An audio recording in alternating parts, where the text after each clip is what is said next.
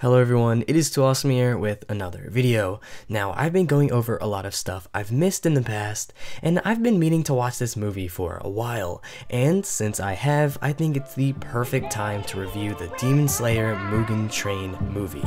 So without further ado, let's review the Demon Slayer movie.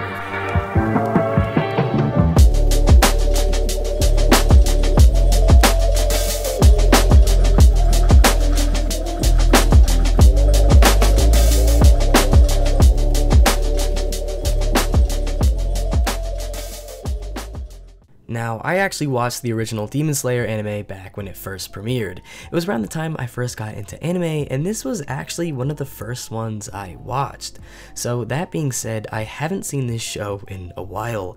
I haven't been immersed in this world for some time, and I was meaning to rewatch it and make a video about it, and I still plan to, but that hasn't happened yet. Yet it almost feels like I never left. To begin with, the animation is as amazing as ever, if not better. I remember the original season for having some stellar animation, but every single frame here is literally so perfect. This movie is beautiful. You could almost pause and screenshot at any moment, and this would become worthy of being a background. I mean, the locations and scenery were stunning, but I think by far the animation for the fights takes the cake. It is rare to have a fight quality of this caliber. I'm telling you, the fights and specifically Rengoku's were insane, not only by the animation but the cinematography as well. Like, these fights simply look and are good even if you take away the crazy animation.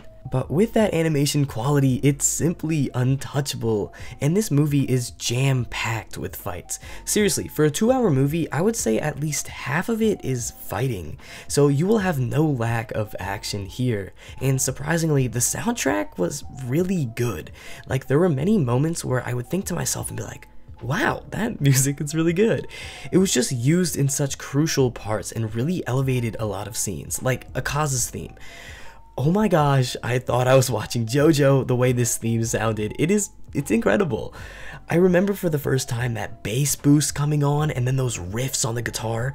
Like, this is some top tier music. Now, let me shift over the attention to the characters. First of all, I miss them. It was great seeing Tanjiro and the gang again, but even the new characters like Rengoku and Akaza were incredible. I'm so glad we are finally getting to see more of the Hashira, because they seem like such a cool concept and characters to explore. And if they are anything like Rengoku and have as unique and interesting characteristics as him, I think we'll be in for a treat.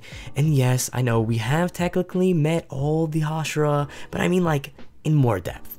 And Akaza being introduced as this long-running villain is honestly really exciting because he seems like such a cool character.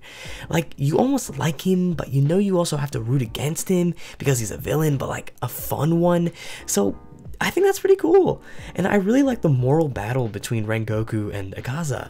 I mean, sure, the whole argument of human life is precious because it is fleeting has definitely been used many times before, but it always seems to hit. And that really added to this fight for me, because instead of it being really simple like, I'm evil and want power, against, no, don't do that, that's evil, now I must stop you, to instead be intertwined with this moral dilemma is really interesting. It made it even better that he was even offering to make him a demon and was sympathizing with his condition.